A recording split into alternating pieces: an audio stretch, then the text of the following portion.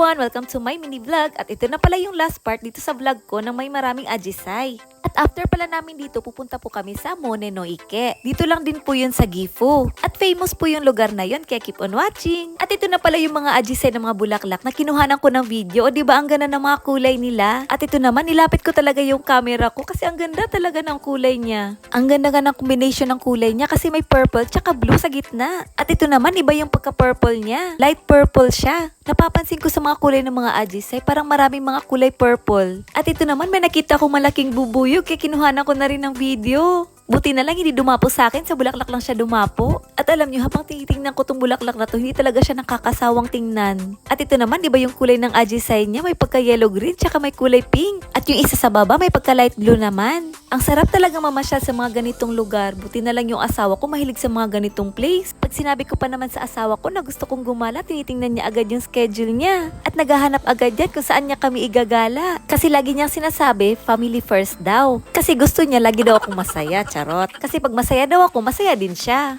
At ayaw na ayaw niya ako nahihirapan sa bahay. Kaya umuwi yan sa bahay agad-agad after ng work niya. Tinutulungan talaga ako sa mga gawaing bahay at kay Baby Aina na rin. At pag yasumi niya, pinagpapahinga ko talaga yan siya kasi tinutulungan pa rin niya ako sa mga gawaing bahay. At minsan pinagluluto pa niya kami kahit galing na siya sa work. Kasi lagi niyang sinasabi na ang hirap doon ng mga gawain sa bahay. Lalo na nag-aalaga pa ako ng baby namin. At pag may mga schedule kami ni Baby ay nasa clinic or sa center, sinasamahan niya talaga kami at ini-schedule niya talaga. At pinapapunta pa niya yung mama ko dito sa Japan para may makasama daw ako dito sa bahay. Iniisip nga ng asawa ko kung pwede lang sana dito na lang si mama sa Japan para dito na lang din siya magpagamot. Kaso hanggang tourist lang talaga si mama. Kaya natutuwa nga ako sa asawa ko kasi ang bait at iniisip niya talaga si mama. Pero alam nyo, based on my experience lang, kasi may naging jowa ako dati, ibang-iba talaga yung ugali niya sa asawa ko ngayon, kabaliktaran. Kaya iba-iba talaga ang ugali ng mga Hapon, kahit hindi Hapon, Pinoy, or ibang lahi pa yan. Kaya ang bait talaga ni God kasi ito yung binigay niya sa akin magiging partner ko sa buhay. At alam nyo ba, pag uwi niyan sa bahay, galing sa trabaho, nagkukwento agad yan. At to be continue na pala tayo dito sa pinuntahan namin.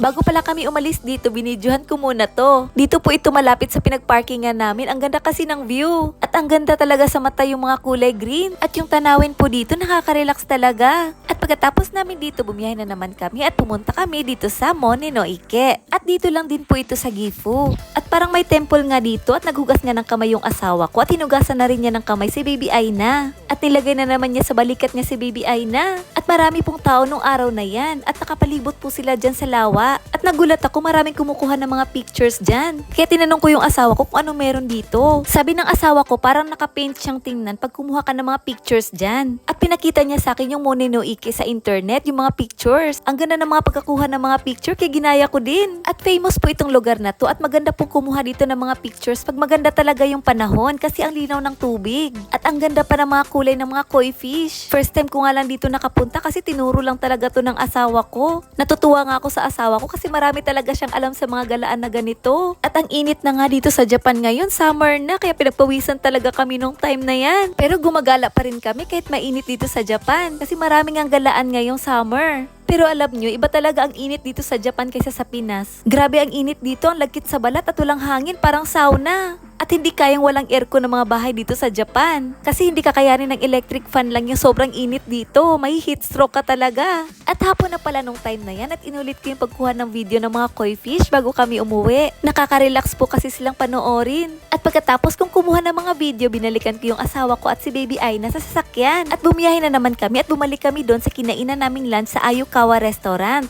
At andito na nga kami at sabi ko sa asawa ko gusto ko kasing maglubog ng paa dyan sa may ilog. Kaso hindi kami makababa kasi walang daanan at doon naman sa kabila may bayad yung parking kaya dito na lang kami. At dahil si Baby Aina ay tulog na after namin mag-video dito, umuwi na rin kami. Nga dito na lang, sana nag-enjoy po kayo sa panonood. Thank you for watching. Bye! Arigatou gozaimasu!